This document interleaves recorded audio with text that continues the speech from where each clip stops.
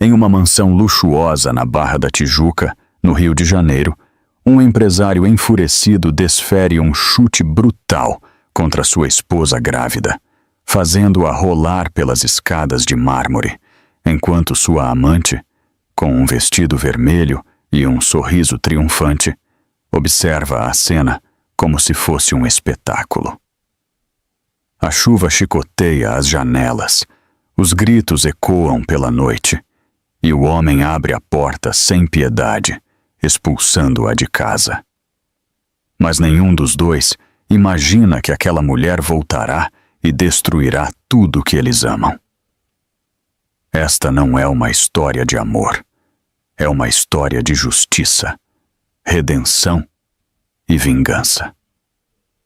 Sob as luzes vibrantes do carnaval de Rua do Rio, Isabela, grávida, retorna para casa sem imaginar que a noite mais alegre da cidade se transformaria na mais cruel de sua vida.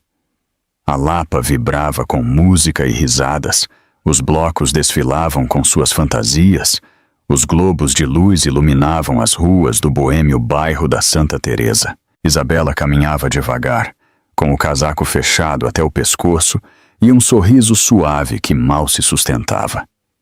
Ela sentia o bebê se mexer dentro dela e esse pequeno gesto a mantinha de pé. No ar pairava o cheiro doce da caipirinha e da maresia. Ela pensava em como deveria se sentir afortunada. Um marido bem-sucedido, uma casa linda, uma vida que parecia perfeita. Mas havia algo que não se encaixava, um silêncio recente em seu lar, uma distância que nem as palavras nem os jantares de gala conseguiam preencher.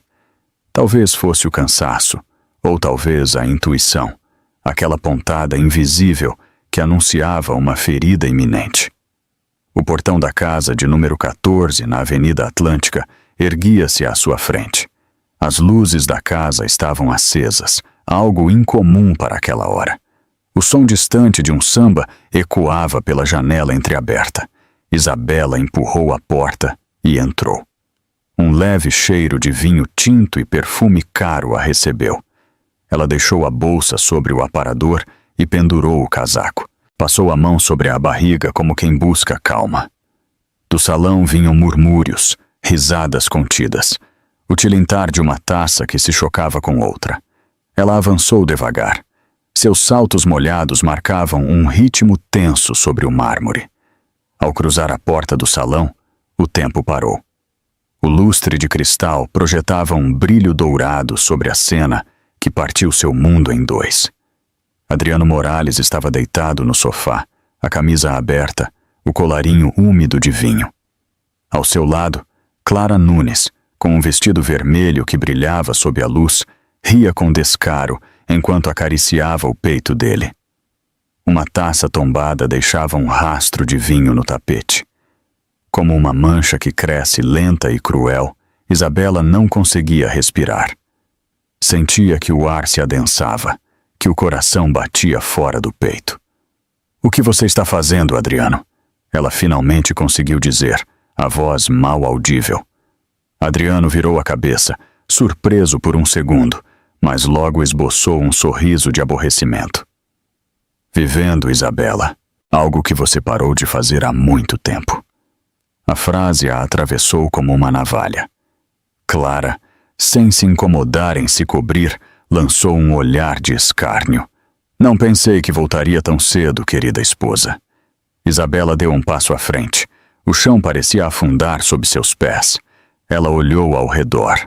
A taça caída, as almofadas desarrumadas, as pétalas murchas no vaso. Tudo que era seu parecia agora um cenário alheio. "Esta casa foi construída pelo meu pai, e você a manchou com sua vergonha." Ela murmurou, mal contida. Adriano se levantou do sofá, os olhos acesos de raiva. "Cale-se, não dramatize, você não tem ideia do que está falando." Mas sua voz tremia, como se temesse que a verdade também o estivesse encarando. A tensão era palpável. Isabela recuou um passo, trêmula, mas seu olhar não se desviava. O riso de Clara flutuava entre os dois, como um veneno doce. Lá fora, a chuva começou a bater nos vidros. Dentro, o silêncio se tornou insuportável. O tic-tac do relógio de pêndulo marcava a contagem regressiva para o inevitável. Isabela sentiu um nó na garganta. Tentou falar, mas as palavras não saíam. Adriano respirava pesadamente.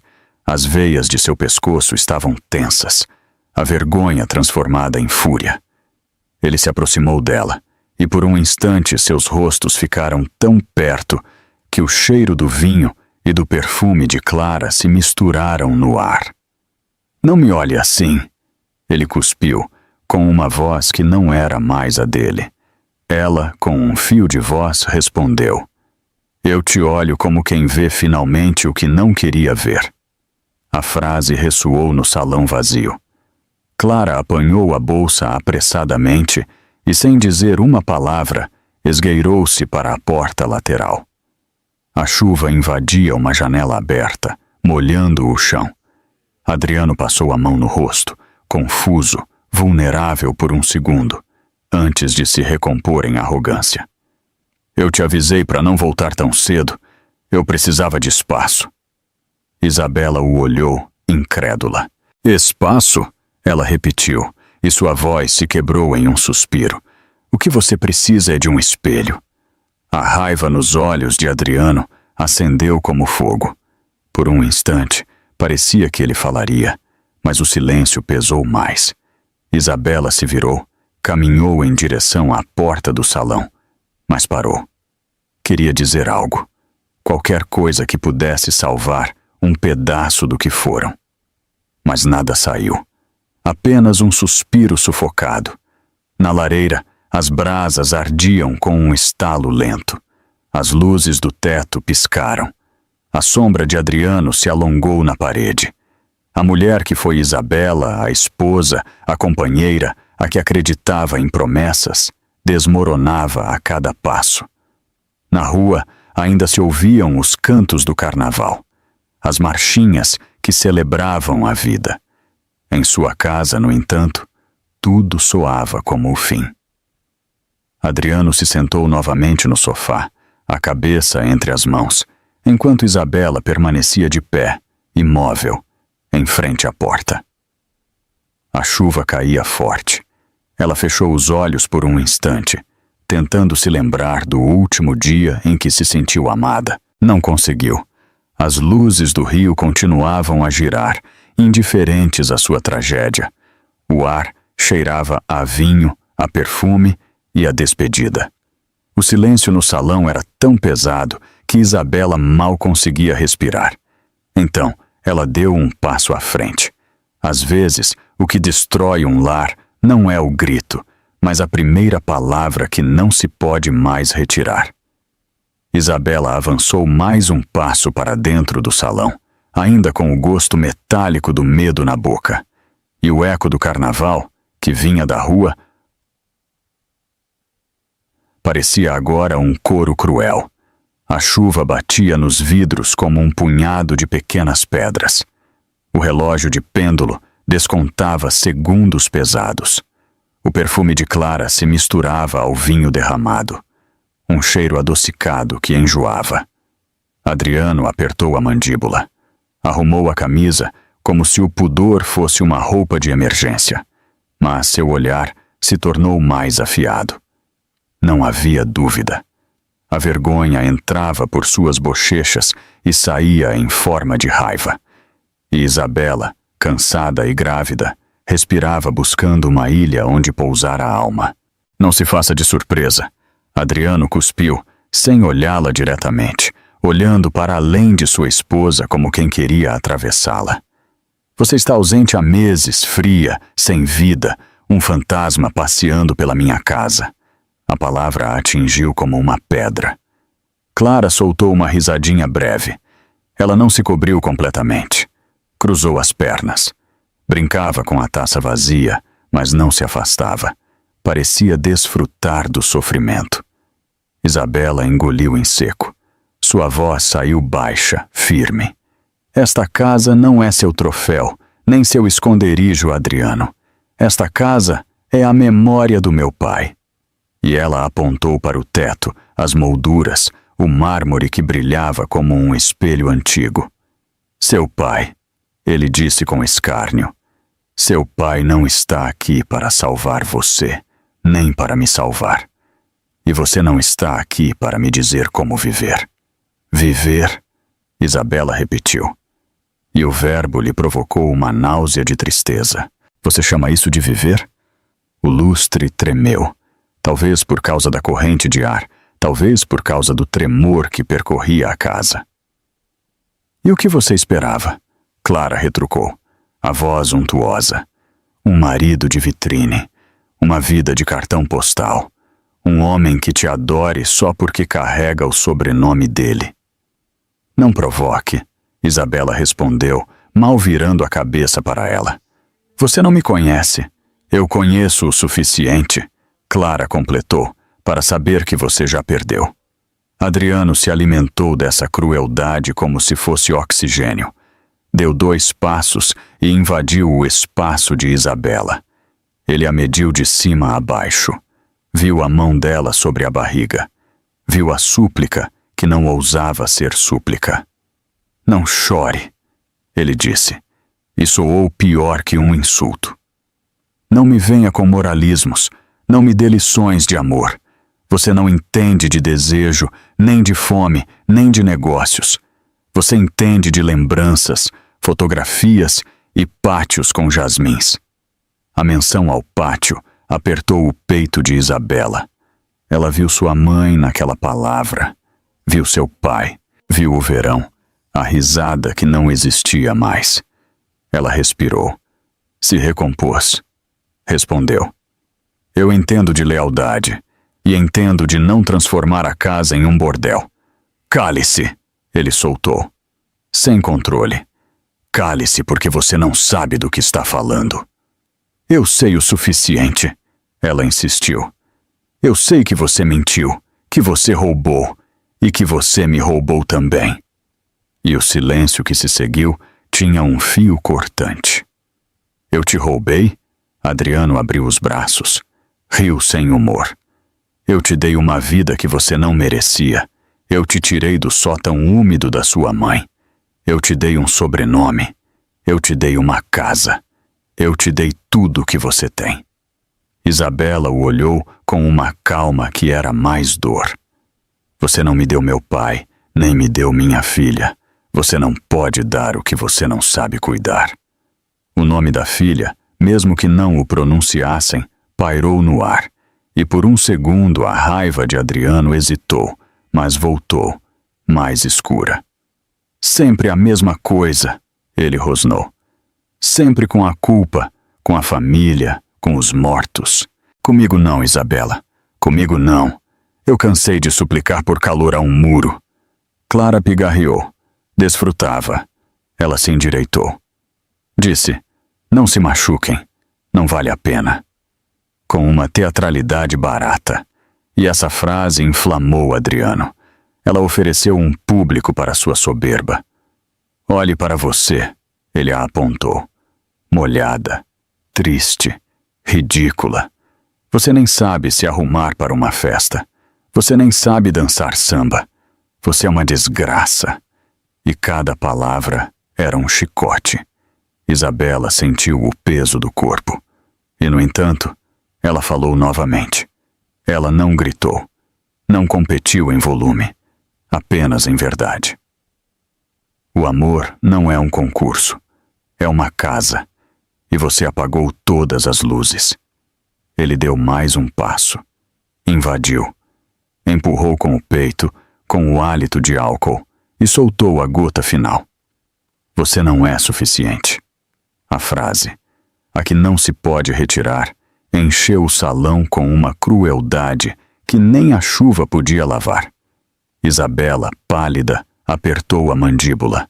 Não por orgulho, mas por sobrevivência. Ela queria se manter inteira. Mas aquele você não é suficiente a quebrou por dentro. Basta, ela disse. E ao dizer isso, ela se despediu de tudo. Da infância, da foto de casamento, da promessa dos domingos. Eu vou embora. Eu vou levar o que me resta, minha dignidade e a nossa filha. E então Adriano perdeu o freio. Nossa! Ele riu com um estalo. Nossa, não. Minha. E sem transição, sem aviso, ele a empurrou. E no mesmo impulso, desferiu-lhe um chute seco, cego, covarde, direcionado ao centro de sua fragilidade. Isabela não viu o golpe. Ela só sentiu a dor como um ferro quente. A escada de mármore a recebeu de costas. Ela escorregou. Caiu 2 degraus. 3. Ela buscou o ar e não o encontrou. Levou as mãos à barriga como se fosse possível proteger o tempo. Ela se dobrou. Ofegou. O mundo ficou preto nas bordas. As paredes giravam. O medo tinha gosto de cobre. Adriano! Ela conseguiu dizer. E era uma súplica. Mas ele já era outro. Ou talvez fosse o mesmo de sempre sem máscara. Ele arrancou a trava da porta principal. Abriu-a escancaradamente. Deixou entrar um jorro de chuva fria que cheirava a rio e a rua. Para fora! Ele cuspiu. Para fora da minha casa. Agora! Ou eu chamo a polícia. E não havia tremor em sua voz. Apenas um vazio, como um porão. Clara, que a princípio parecia se divertir, empalideceu. Ela se segurou na porta, sabendo que havia uma linha e que ela tinha acabado de ser cruzada. Você está louco, ela murmurou, mas era um sussurro que ninguém ouviu. Isabela tentou se levantar, não conseguiu. Respirava em solavancos. A dor a punia. O bebê se mexia. Ou ela pensava que sim, e cada segundo era um minuto. Por favor, ela disse finalmente. Por favor, me deixe pegar meu casaco. Uma súplica modesta, mínima. E mesmo assim, Adriano negou com a cabeça, a soberba em um gesto. Não me obrigue a repetir. E então ela entendeu que a casa a estava expulsando, que o mármore, as molduras, o lustre a tinham deixado de reconhecer. Com as mãos ainda na barriga, rastejando, ela se aproximou do primeiro degrau. A chuva molhou seu rosto. Ou eram lágrimas, ou ambos. E enquanto ela se arrastava, ela notou o relógio do hall, marcando a 30h. 00:30. O fim de um dia. O fim de um nós. Você é um covarde, ela sussurrou, sem ódio, apenas com verdade. Cale-se, ele respondeu, como um hábito. Isabela alcançou o corrimão. Impulsionou-se. Sentou-se no último degrau. O peito buscava ar em rajadas. Cada inalação era uma luta. Ela tentou se levantar. O abdômen a devolveu ao chão com uma pontada de dor. Você está satisfeita? Adriano perguntou, cruel. Você conseguiu seu drama. Ela o olhou sem vê-lo, porque o cristal de seus olhos se encheu de água. E pensar doía. Mover doía. Lembrar doía. A dor era uma casa sem portas. Você não fez isso sozinho, ela conseguiu dizer. E a frase o surpreendeu, porque parecia uma profecia. Vá embora, ele completou, e fechou a porta com um estrondo que trovejava mais alto que o céu. E a tranca caiu como um sino. A rua a recebeu com chuva e frio. Isabela desceu os degraus, tremendo, sem saber para onde ir. No meio da tempestade, quando tudo parecia perdido, às vezes chega um sinal que não esperávamos. A chuva caía com uma fúria que apagava as luzes de Santa Teresa, arrastando folhas, papéis e o eco distante dos sambas que ainda tocavam no carnaval. Isabela desceu os degraus um a um, o corpo encolhido, o casaco grudado pela água, a respiração cortada, os lábios tremendo. Cada passo era uma batalha. O ar cheirava a lama e a rio. O calçamento da rua brilhava com reflexos amarelos. Os postes de luz tremiam sob a chuva. Ela se agarrou ao corrimão, mas o metal estava gelado. Soltou-se, caiu de joelhos. A dor na barriga arrancou-lhe um gemido que se confundiu com o trovão. Meu Deus, ela sussurrou. Me ajude! Ela levantou a cabeça e olhou a fachada de sua casa, a porta fechada, as cortinas que escondiam a vida que era dela. Lá dentro, Adriano e sua amante continuavam sendo donos do calor e do teto. Ela, por outro lado, pertencia à rua, à noite e ao frio. Ela se levantou devagar, com uma mão na barriga. O bebê se movia, ou talvez ela apenas imaginasse, um pequeno impulso que a obrigava a continuar caminhando. A chuva grudou o cabelo em seu rosto. Os saltos escorregavam no chão. Ela avançou sem rumo, atravessando a Avenida Presidente Vargas, a água da Baía de Guanabara rugindo abaixo como uma fera. Os poucos carros que passavam levantavam cortinas de água. Um motorista espiou, hesitou, mas ao vê-la tão encharcada, desviou o olhar. Ninguém queria encarar o desastre alheio. Isabela chegou a uma esquina, onde uma padaria fechada oferecia um pequeno toldo. Ela se refugiou ali, abraçou-se, tremendo. Sentiu o sabor salgado das lágrimas misturadas com a chuva. O relógio da igreja marcava 1 da manhã. O rio dormia, exceto por ela. Ela procurou o celular na bolsa. A tela estava rachada. Piscou. Ela tentou ligar para a mãe, mas não havia sinal. Vamos, por favor, ela murmurou, batendo no aparelho com os dedos frios. A bateria piscava em vermelho. Ela olhou em volta. Ninguém. Apenas o som da chuva caindo nos telhados, nos azulejos, em sua própria desesperação. Ela encostou as costas na parede. Fechou os olhos por um instante. Tudo doía. A cabeça, a barriga, a garganta, as lembranças. Ela se viu apenas algumas horas antes, vestida para o carnaval, com ilusão, pensando em mais uma noite. Agora mal conseguia se reconhecer. Um trovão sacudiu a cidade. Isabela se assustou. Apertou os olhos. Respirou fundo. A chuva aumentou e a água começou a vazar por baixo do toldo. Ela decidiu se mover, mesmo sem saber para onde. Reuniu forças e caminhou até o próximo portal. A cada passo, sentia a roupa grudar mais, a pele esfriar, o corpo pesar. Mas havia uma obstinação que a mantinha de pé, uma vontade que não entendia de lógica. Ela atravessou a Praça 15, onde as luzes do carnaval ainda brilhavam ao longe. Em uma esquina, um gato molhado a observava, imóvel, como se entendesse. Ela se aproximou de um banco, deixou-se cair. A água chegava aos seus tornozelos. Ela olhou para o céu e, por um segundo, entre as nuvens, pensou ter visto uma claridade. Ela não sabia se era relâmpago ou milagre. Nesse momento, o celular vibrou em sua mão. Isabela se assustou. Olhou para ele, incrédula. A tela se iluminou no meio da escuridão. Um número desconhecido. Não desconhecido.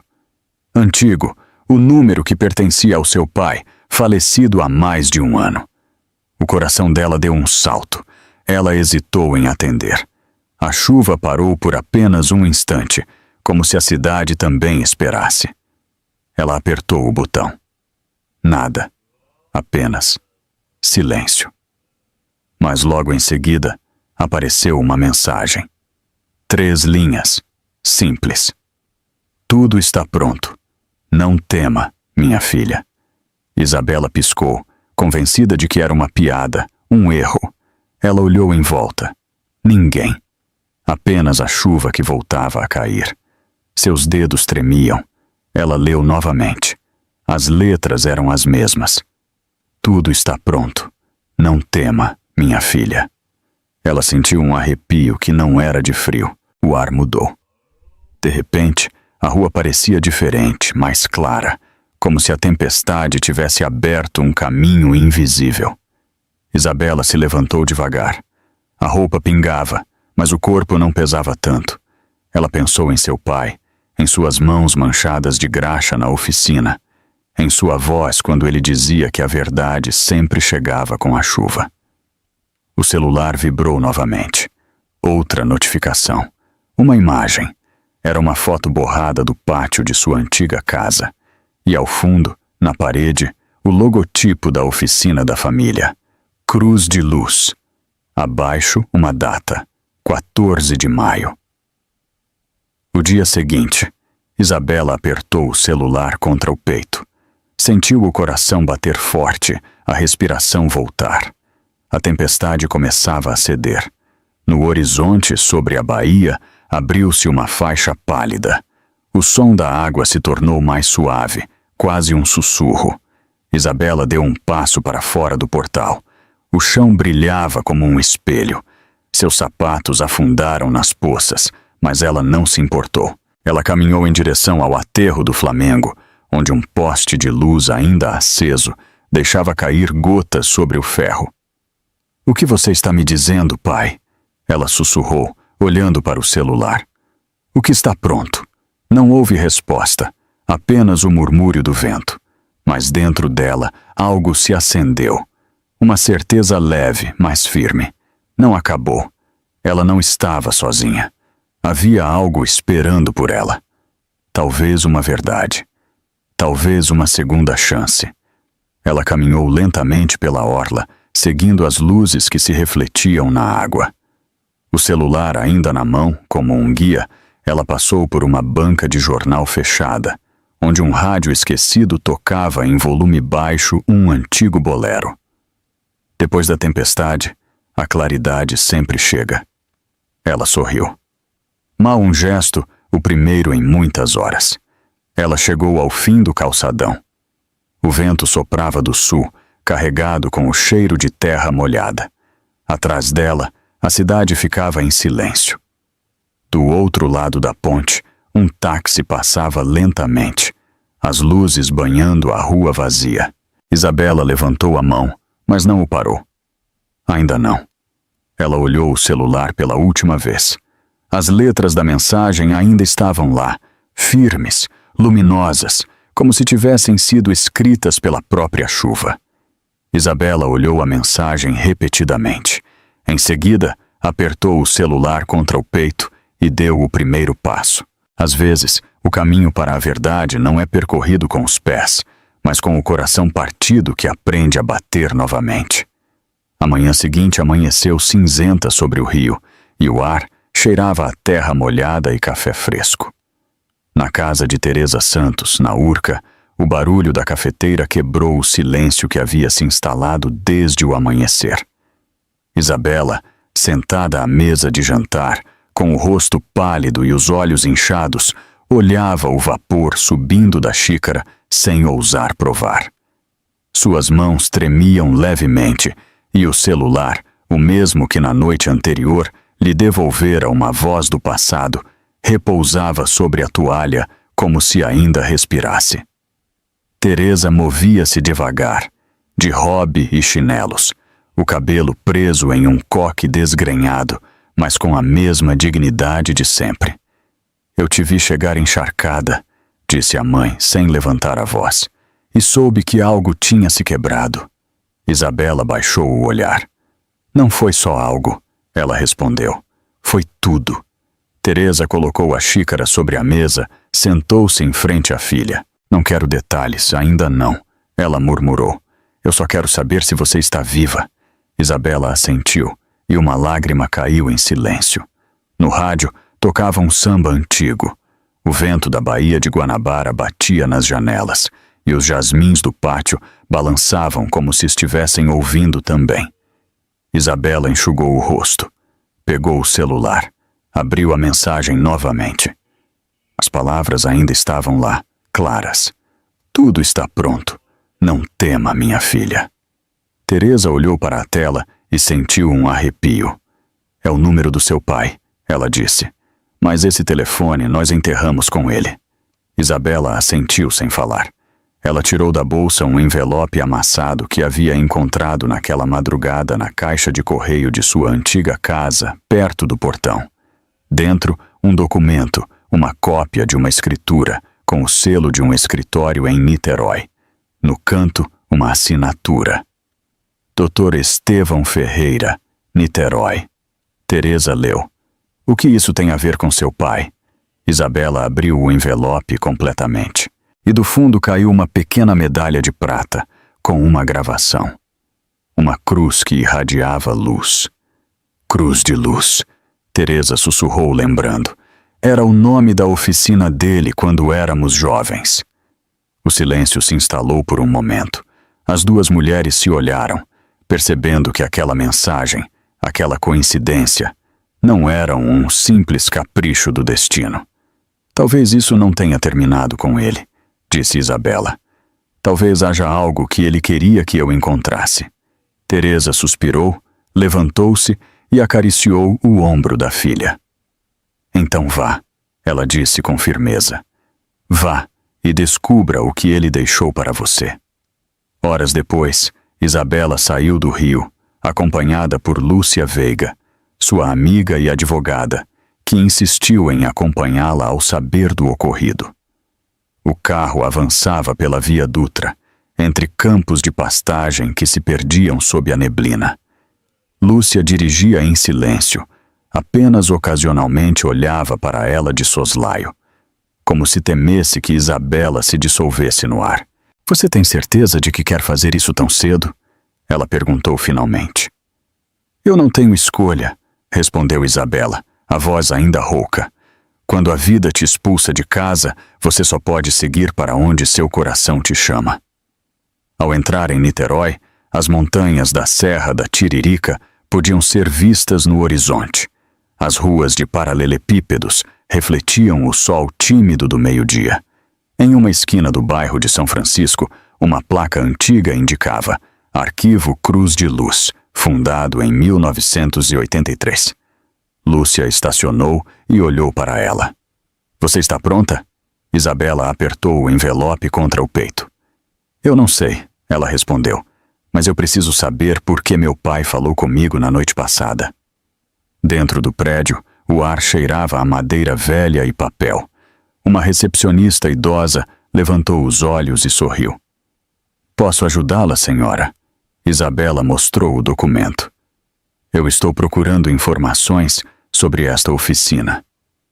A mulher franziu a testa. Cruz de Luz, ela disse. Fechou há anos depois que... E ela parou. Depois do quê? Isabela insistiu. A mulher a observou com cuidado. Depois do acidente de seu fundador, ninguém mais perguntou sobre ele. Lúcia interveio, mostrando sua credencial de advogada.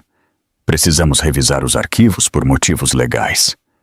A mulher hesitou, mas finalmente se levantou, desapareceu por trás de uma porta e voltou com um arquivo empoeirado.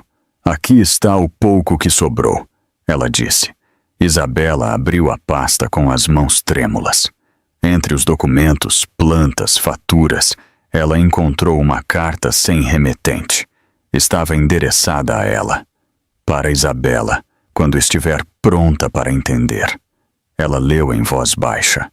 O papel tremia em seus dedos. Dentro havia uma chave pequena e uma nota com um endereço escrito à mão. Rua dos Pinheiros, número 7. Lúcia segurou a mão dela. Vamos, pode ser importante. Lá fora, o sol havia rompido as nuvens. Elas caminharam pelas ruas íngremes, entre varandas com vasos de flores e cheiro de jasmim. Isabela reconheceu cantos que seu pai lhe descrevia quando criança, quando falava de sua juventude em Niterói. Ao chegar ao número 7, um portão de ferro cobria a entrada de um pátio interno. Com a chave na mão, Isabela hesitou. Ela a inseriu. Girou. A porta se abriu com um rangido antigo. Dentro, o silêncio. Uma bancada de carpinteiro, ferramentas enferrujadas, fotografias em preto e branco penduradas na parede. Seu pai, mais jovem, sorrindo. Em um canto, uma caixa fechada com o mesmo símbolo, a cruz luminosa. Isabela se aproximou, respirou fundo, abriu a tampa. Dentro havia pastas, fitas de gravação e, no topo, um caderno de couro. Ela o abriu e leu a primeira linha, escrita com a caligrafia firme de seu pai. Se você está lendo isso, minha filha, é porque a verdade ainda tem contas a acertar. O coração de Isabela batia forte. Lúcia a observava em silêncio. O som de um sino distante preencheu o ar. Pela primeira vez em muito tempo, Isabela não sentiu medo. Apenas uma certeza. O passado acabava de chamá-la pelo nome. Isabela apertou o envelope contra o peito e sussurrou. Então, ele me roubou algo mais do que o amor. Em cada documento havia uma história e em cada assinatura uma traição escondida. A oficina abandonada de Niterói cheirava a poeira e madeira velha. A luz entrava pelas frestas do telhado, desenhando raios dourados no ar carregado. Isabela estava em pé em frente à bancada onde seu pai trabalhou por anos. Ao seu lado, Lúcia revisava pastas com a paciência de advogada e o olhar de amiga. Lá fora, o som distante de uma fonte e os passos de algum turista se misturavam ao silêncio que pesava lá dentro. Sobre a bancada havia um gravador antigo, várias fitas e um selo de cera com o emblema Cruz de Luz. Isabela passou os dedos sobre o logotipo, sentiu o relevo frio e uma pontada no coração. Ele sabia de algo. Ela murmurou. Ele sabia que isso não era apenas uma oficina. Lúcia assentiu, sem desviar o olhar dos documentos. Seu pai deixou rastros, Isabela, mas também os protegeu. Olhe isto. Ela tirou uma pasta marcada com tinta azul. Dentro, contratos de compra e venda de materiais, assinaturas repetidas, selos oficiais. Mas uma assinatura chamou a atenção. Adriano Morales, o mesmo homem que a expulsou de sua casa, aparecia como sócio financeiro nos últimos projetos de seu pai. Isabela sentiu um vazio no estômago. Não pode ser, ela disse em voz baixa. Ele me disse que nunca conheceu meu pai. Lúcia olhou para ela com seriedade. Ele estava mentindo ou ele o conheceu demais? O ar parecia ficar mais pesado. Isabela pegou uma das fitas do gravador, inseriu-a e apertou play. Um chiado antigo, depois uma voz. A voz de seu pai. Se você está ouvindo isso, é porque alguém a traiu. Não confie nas assinaturas, confie nas mãos que trabalham. Isabela levou a mão à boca. A voz parecia próxima. Viva. Lúcia baixou o olhar. Seu pai sabia que alguém estava o enganando. Ela disse. Isabela assentiu, sem conseguir falar. A fita continuou. Se chegar o dia em que você precisar de respostas, procure nas minhas contas, não nas minhas palavras. A verdade sempre deixa rastros. Depois um clique e silêncio. Isabela se deixou cair em uma cadeira, os olhos úmidos. Ele sabia de tudo. Ela sussurrou. Sabia que estavam usando ele.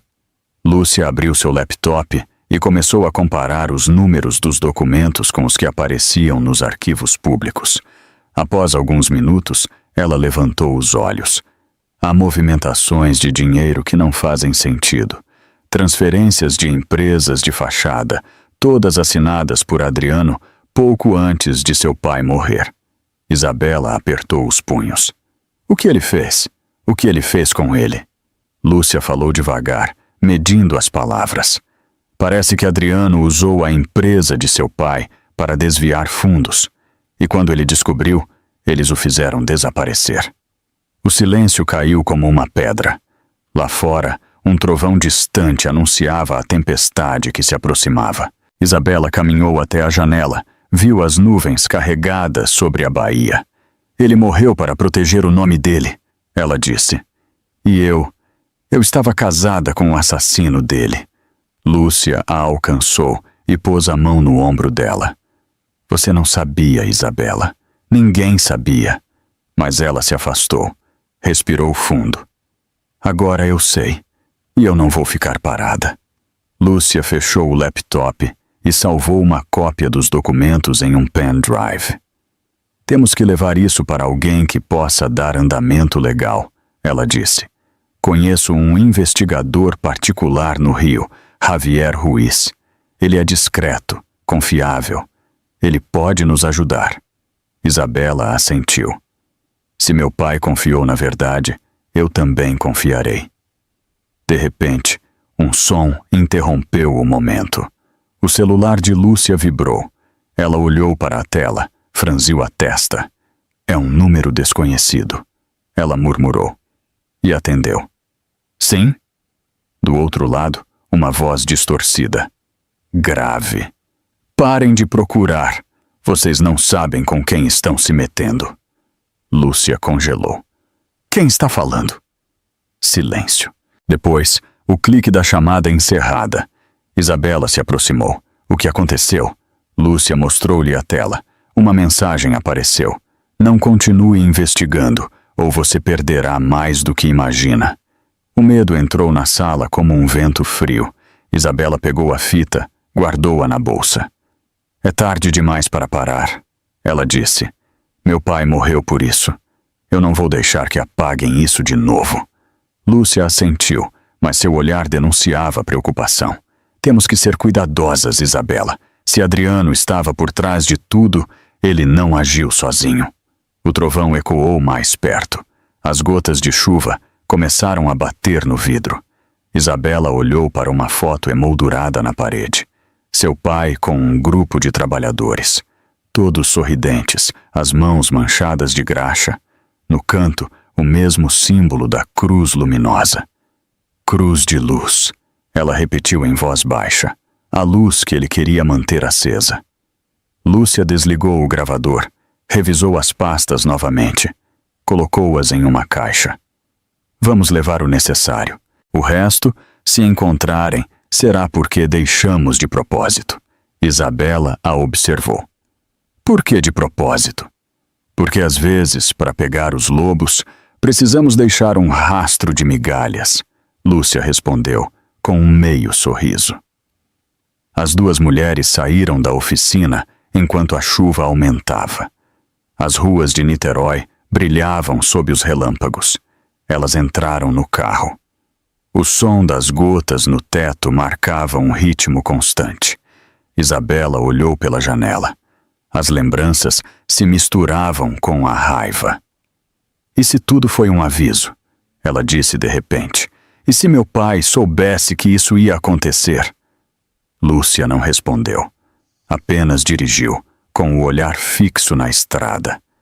Ao passarem pelo parque da cidade, Isabela viu o Pão de Açúcar, iluminado entre a neblina. Ela pensou em seu pai, na voz gravada, nas mãos que uma vez seguraram as dela.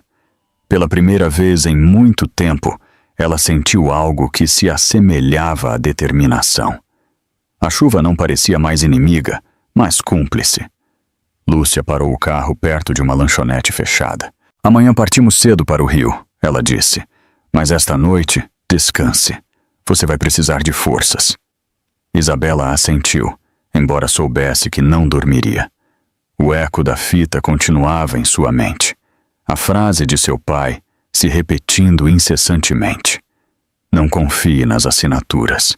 Confie nas mãos. Quando saíram do carro, a tempestade as envolveu. Isabela fechou os olhos e deixou a chuva lavar seu rosto. Ela pensou em tudo que havia perdido e em tudo que ainda precisava recuperar. Dentro de sua bolsa, a gravação batia como um coração vivo, lembrando-a de que a escuridão só existe para que a luz seja mais perceptível. Sevilla recebeu com um céu nublado e um ar carregado de umidade. Isabela olhou a cidade do carro com as mãos apertadas no colo.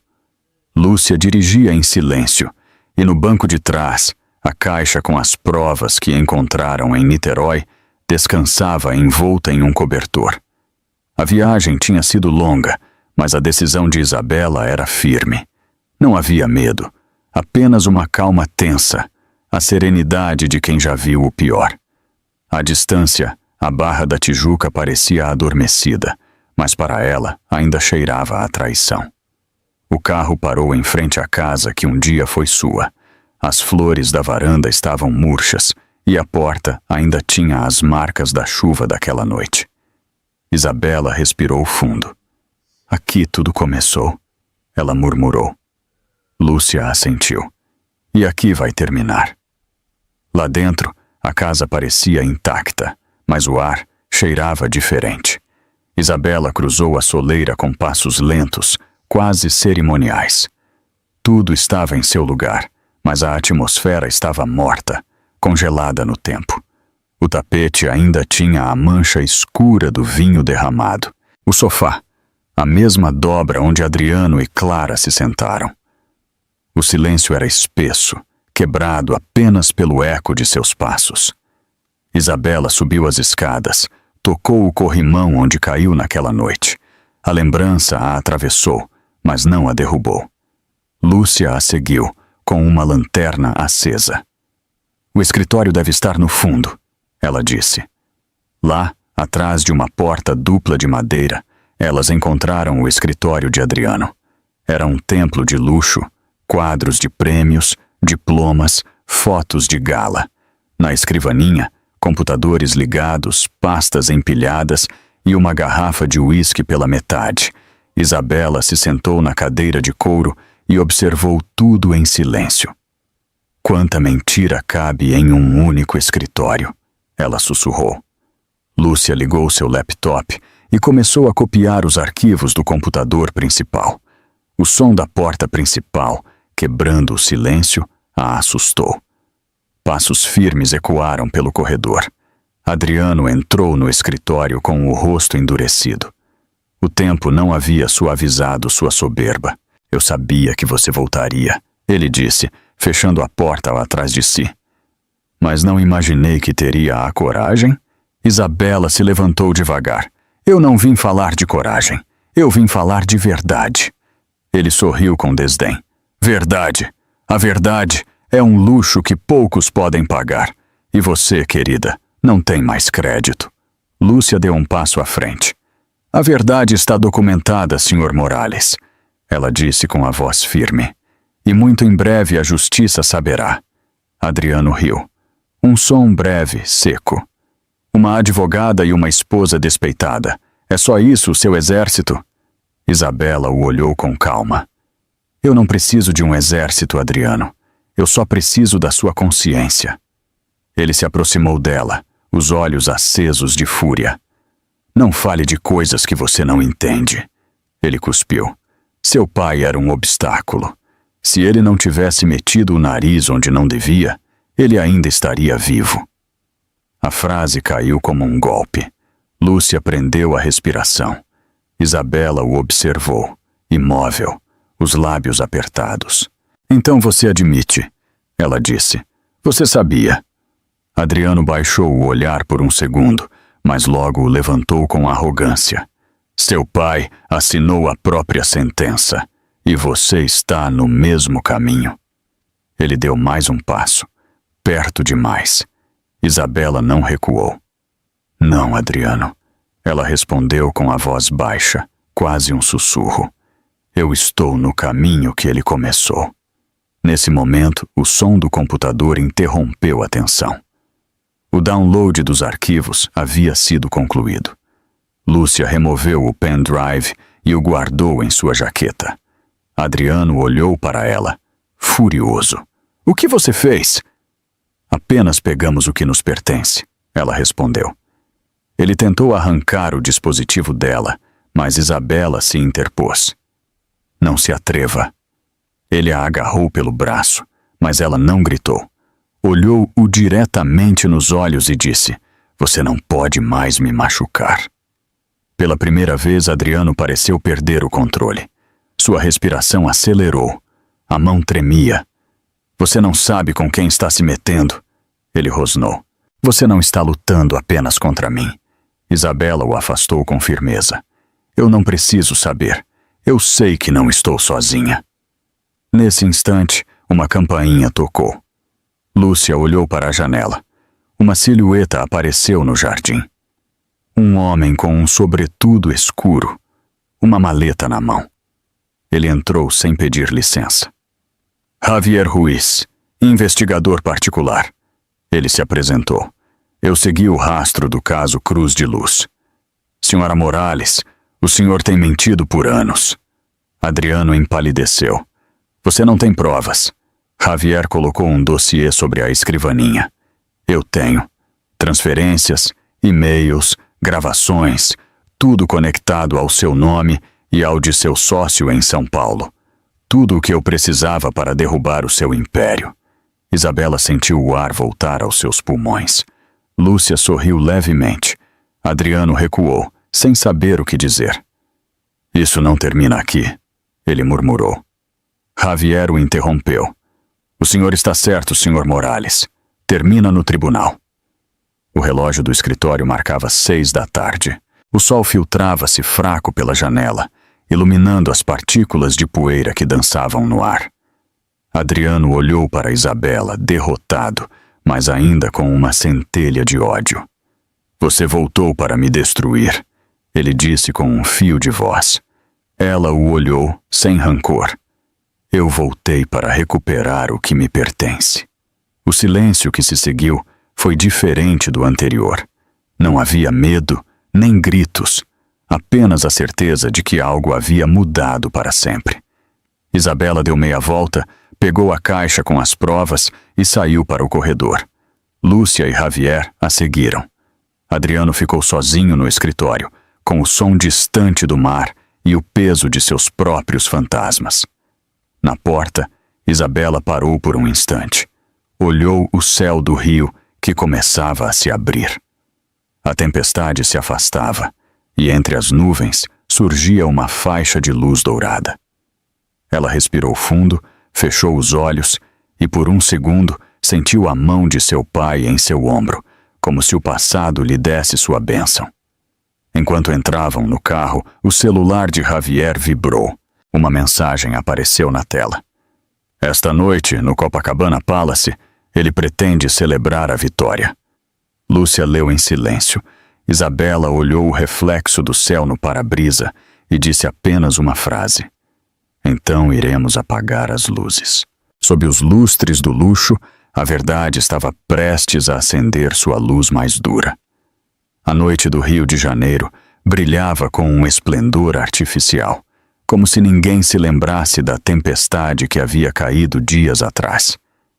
No Copacabana Palace, os janelões mostravam um desfile de trajes de gala, taças de champanhe e sorrisos de cristal. A elite econômica e política da cidade se reunia para celebrar o aniversário da empresa Morales Investimentos. Adriano, impecável em seu smoking preto, caminhava entre os convidados com a segurança de quem ainda acreditava controlar seu destino. Clara Nunes, ao seu lado, usava um vestido dourado que parecia gritar vitória. Tudo cheirava a poder e perfume caro. A orquestra tocava um bolero suave e as conversas giravam em torno de dinheiro, influência e aparências. Ninguém suspeitava que naquela noite, sob a luz dourada dos lustres, todo o seu império desabaria. A poucos metros do hotel, um carro preto esperava com o motor desligado. Dentro, Isabela observava o prédio com uma mistura de nervosismo e calma.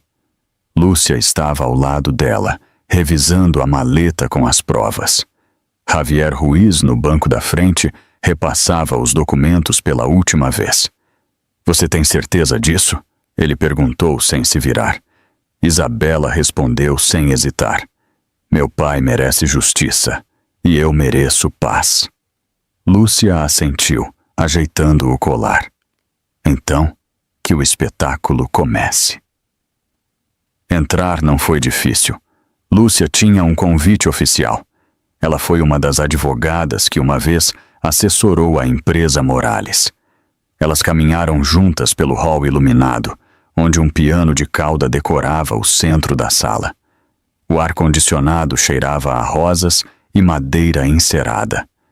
Isabela parou por um instante em frente a um espelho dourado. Viu seu reflexo e quase não se reconheceu. O vestido azul escuro ressaltava sua serenidade, não sua dor.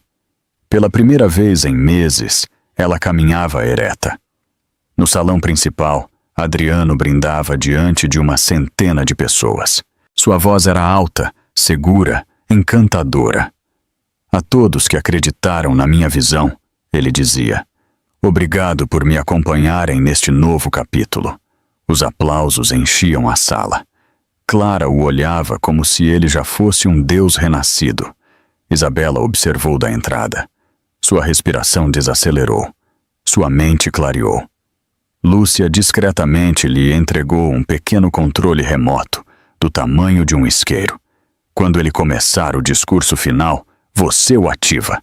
Está tudo pronto. O relógio marcava 10 horas. Adriano se aproximou do púlpito. Pegou o microfone com teatralidade. Dizem que o sucesso não é herdado, é construído, ele declarou. E esta noite nós provamos isso. Atrás dele, uma enorme tela exibia imagens de seus projetos, seu logotipo, suas viagens. Isabela se moveu entre a multidão, invisível entre os vestidos de seda e os ternos caros. Ela chegou a um canto, onde uma cortina cobria o painel de controle da projeção. O coração batia forte. Ela pensou em seu pai, na voz da gravação, nas mãos que uma vez seguraram as suas, e apertou o botão. O salão escureceu por um segundo. O murmúrio confuso dos convidados encheu o ar.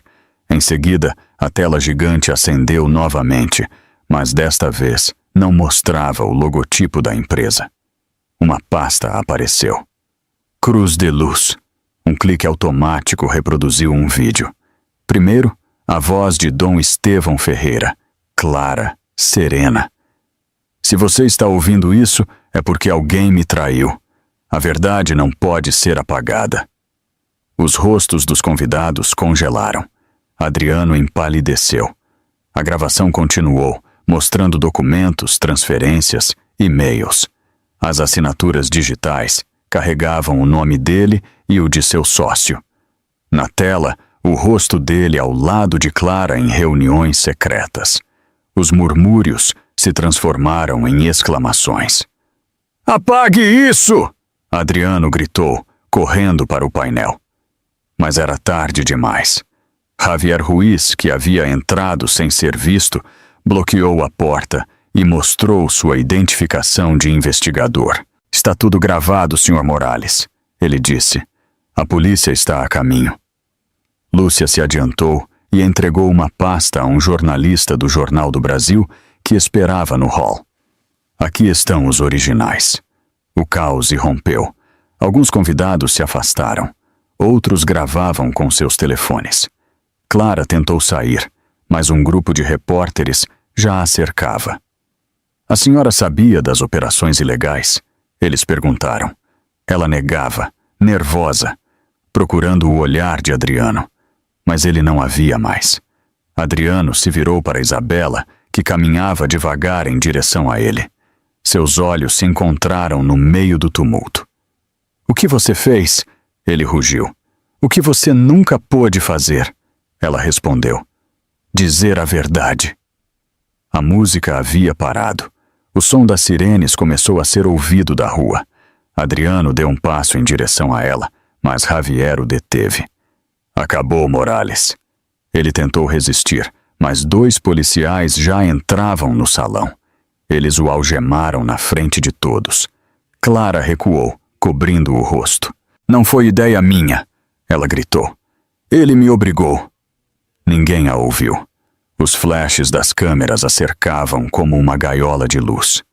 Adriano, derrotado, virou a cabeça para Isabela enquanto era conduzido para fora. "Eu não fiz isso sozinho", ele conseguiu dizer. Isabela não respondeu. Seu rosto estava sereno, mas suas mãos tremiam. Ela o viu ser arrastado entre os convidados, sua figura desaparecendo pela porta principal. O barulho se dissolveu pouco a pouco. No meio do salão, a tela continuava acesa, exibindo a última mensagem da gravação. Cruz de luz. A verdade sempre encontra seu caminho.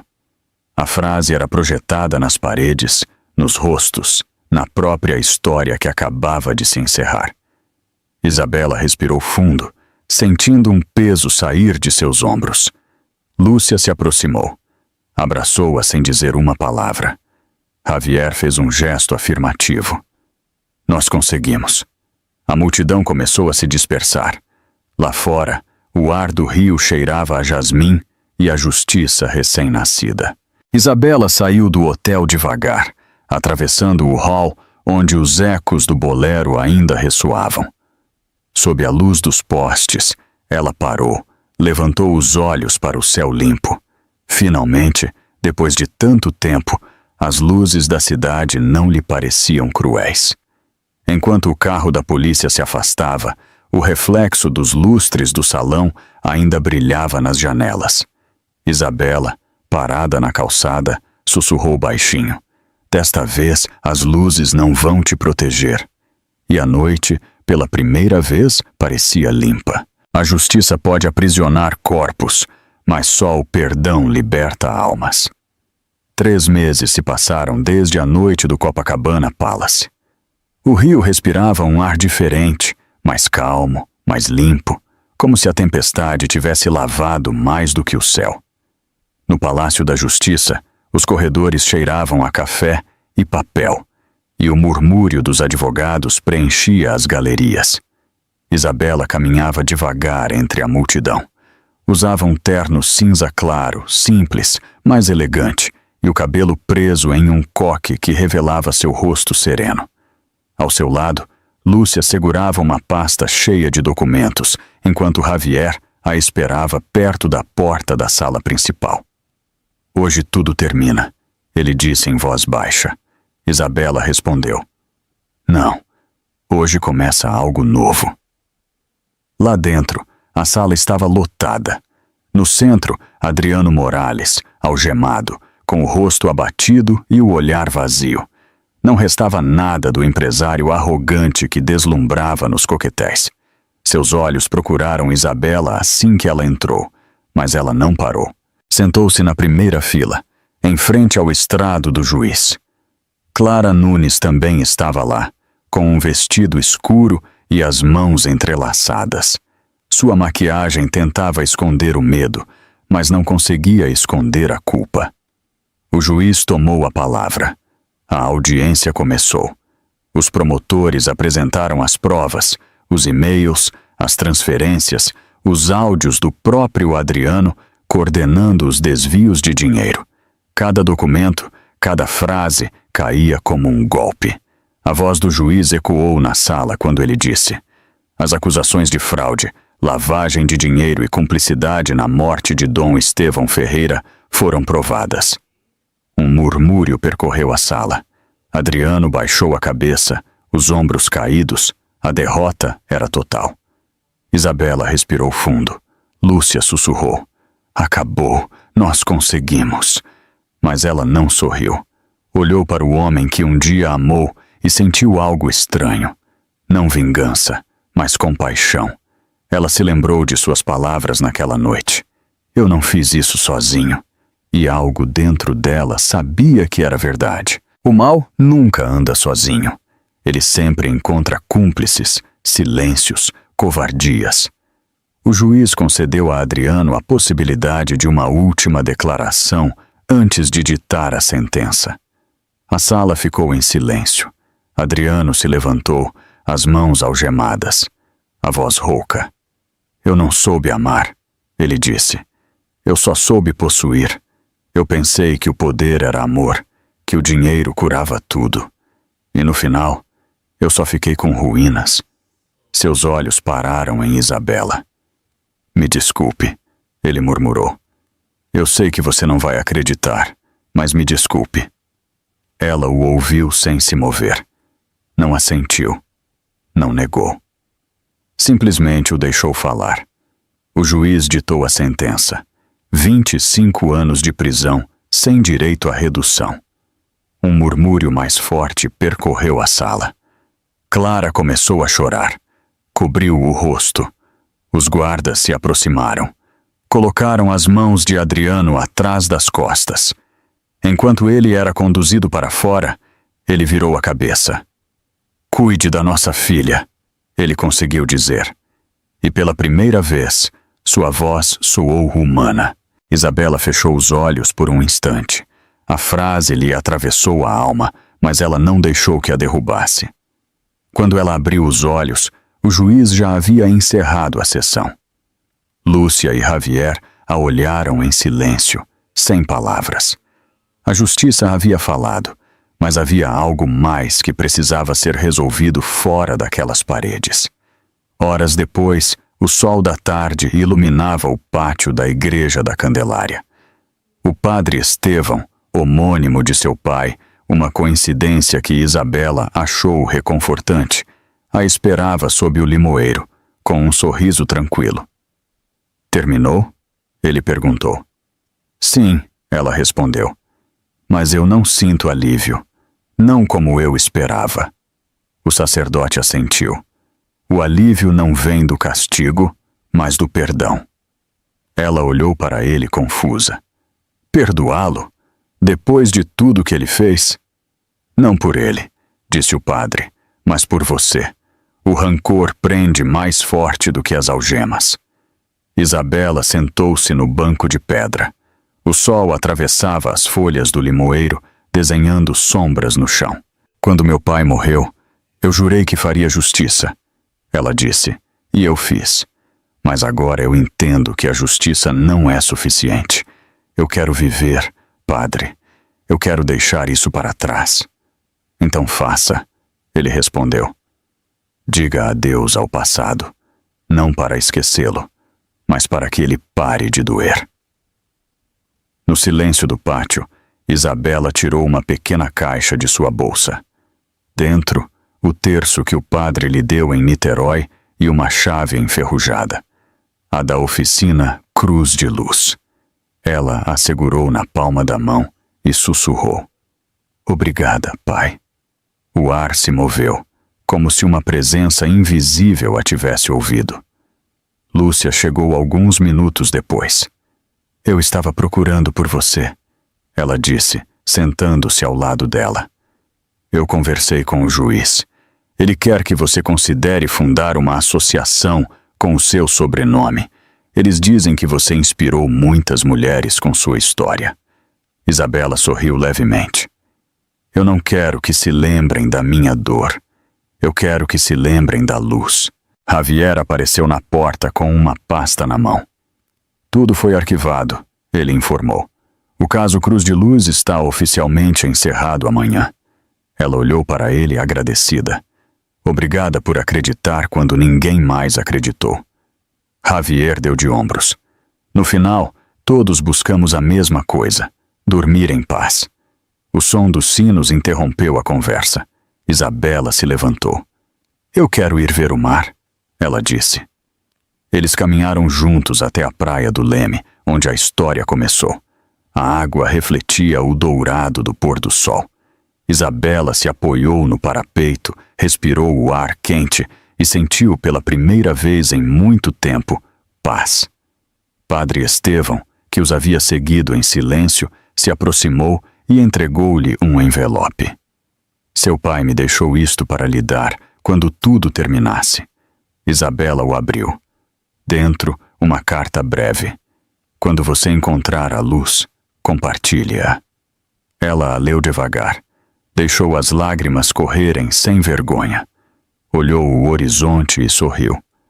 O sol se escondeu atrás dos prédios. As luzes do rio começaram a acender, uma por uma.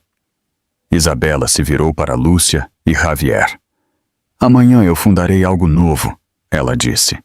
"Uma casa onde ninguém tenha medo, onde as mulheres possam recomeçar.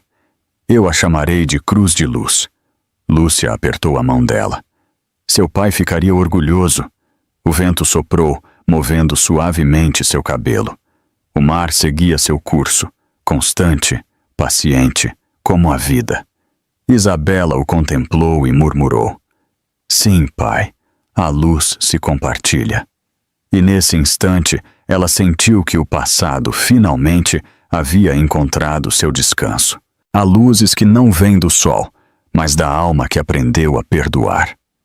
1 ano se passou desde o julgamento, e o Rio de Janeiro amanhecia envolto em um outono dourado, com o aroma de pão recém-assado e folhas caindo sobre os paralelepípedos úmidos. No bairro da Glória, em frente a uma fachada branca decorada com azulejos e jasmins, um grupo de pessoas se reunia para a inauguração da Fundação Cruz de Luz. As câmeras da imprensa local captavam o momento, mas a cena tinha uma calma íntima, calorosa, simples. Isabela, vestida com um tailleur marfim, segurava flores nas mãos. Ao seu lado, sua mãe Teresa, Lúcia e Javier a acompanhavam com sorrisos contidos. No ar havia silêncio e esperança. O pátio interno, reformado com a ajuda de voluntários, brilhava com a mesma luz suave que seu pai amava. As paredes exibiam fotografias da antiga oficina, o nome Cruz de Luz, esculpido em madeira sobre a entrada. Lá dentro, mesas, livros e um pequeno escritório, onde seria oferecida ajuda legal e psicológica a mulheres que sofreram violência ou perda. Era o lugar que Isabela sonhou por meses, um refúgio onde ninguém seria expulso na chuva. O padre Estevão, com sua batina preta e seu olhar bondoso, se aproximou do microfone improvisado. Hoje não inauguramos apenas um prédio, ele disse, mas um símbolo, a luz de um homem bom que, mesmo após a morte, continua a guiar sua filha e todos nós para a verdade. Isabela baixou a cabeça. As lágrimas contidas embaçaram sua visão. Dom Estevão Ferreira não morreu em vão, continuou o padre, porque sua filha transformou a dor em justiça e a justiça em amor. Os aplausos encheram o pátio. Isabela deu um passo à frente. Sentiu a brisa do outono acariciar seu rosto e respirou antes de falar. Há 1 ano tudo que eu tinha desmoronou, ela disse com voz firme. Eu pensei que o ódio me manteria viva, mas descobri que só o amor pode fazer isso. Esta fundação não é uma homenagem ao meu sofrimento, mas a força que nasce quando decidimos nos levantar. Ela olhou para as mulheres sentadas na primeira fila, rostos marcados pelo passado, mas acesos pela fé. Aqui não somos o que perdemos, ela acrescentou. Somos o que decidimos construir depois. Teresa a observava de um canto, com uma mistura de orgulho e ternura. Lúcia gravava com o celular, tentando conter as lágrimas. Javier, de pé perto da porta, olhava para ela com a calma de quem viu um milagre. Eu nunca pensei que veria essa luz nos olhos dela novamente, ele murmurou. Quando o discurso terminou, Isabela se aproximou de uma pequena placa coberta com um pano branco. Ela puxou suavemente o tecido e apareceu a inscrição gravada. Fundação Cruz de Luz, porque toda a escuridão pode aprender a brilhar. Os presentes aplaudiram novamente. O som do aplauso ressoou pelas paredes do pátio, misturado ao canto distante de um violão. Após a cerimônia, o ambiente se tornou mais íntimo. Teresa distribuiu doces caseiros. Crianças corriam entre as cadeiras e a risada voltou a ocupar o espaço onde antes só havia silêncio. Padre Estevão se aproximou de Isabela, entregou-lhe uma pequena caixa de madeira. Seu pai queria que isso fosse seu quando tudo terminasse, ele disse. Ela abriu a caixa. Dentro, uma medalha de prata com a cruz luminosa, a mesma que ele carregava em sua oficina. Era o emblema dele, ela murmurou. E agora é o seu, respondeu o sacerdote. O sol filtrava-se pelo telhado de vidro, projetando manchas douradas sobre os azulejos. Isabela levantou o olhar. No centro do pátio, um lustre antigo pendia do teto, restaurado com as peças originais da oficina de seu pai. Sua luz era quente, quase viva.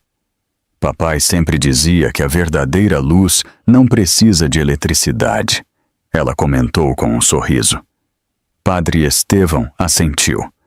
Porque ela vem da alma. De mais tarde, quando os convidados começaram a ir embora, Isabela ficou sozinha por alguns minutos. Ela caminhou devagar pelo pátio, parando em frente a uma foto de seu pai. Ele estava jovem, sorridente, com as mãos manchadas de graxa. Eu consegui, pai, ela sussurrou. Eu encontrei sua voz no meio do barulho. Ela fechou os olhos e, por um instante, sentiu o cheiro de madeira e óleo, o som de um martelo, o eco de um coração que ainda batia dentro daquelas paredes. Lúcia se aproximou com uma pasta na mão. Mais pedidos de ajuda chegaram, ela disse. Mulheres de todo o Brasil. Algumas nem sequer sabem ler, mas todas querem aprender. Isabela sorriu. Então ensinaremos, ela respondeu. Não apenas a ler, mas a acreditar. Javier entrou naquele momento com uma caixa de flores. São de uma doadora anônima, ele explicou. Isabela a abriu e encontrou dentro um bilhete simples. Obrigada por acender a luz quando outros a apagaram. O dia se apagava lentamente. As sombras do entardecer pintavam as paredes em tons alaranjados. Teresa acendeu as primeiras luzes do pátio. Olhe isso, ela disse com um sorriso. Parece que o céu também quer ajudar. Isabela riu suavemente.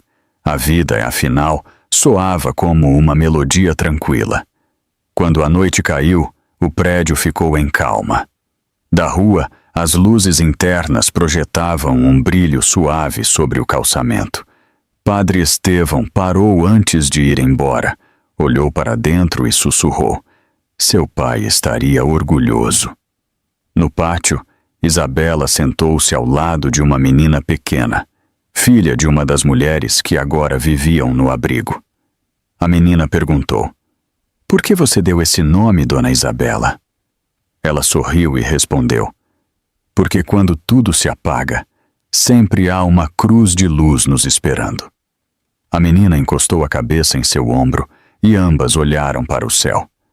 As estrelas surgiram tímidas entre as nuvens. Isabela sentiu o peso dos anos, mas também a leveza de quem cumpriu seu destino. Na porta, Teresa apagou a última lâmpada e deixou apenas a do centro acesa. Isabela se levantou, abraçou a mãe e olhou em volta. O pátio, as fotos, a cruz luminosa brilhando sobre a entrada. Agora eu sei que a verdadeira luz está em perdoar, ela disse devagar. O sol já se foi, mas no coração do Rio de Janeiro permaneceu um resplendor dourado que não se apaga. A câmera invisível da vida se afastou, mostrando a cidade envolta em calma, e no meio dela uma casa branca, onde a escuridão não tem vez.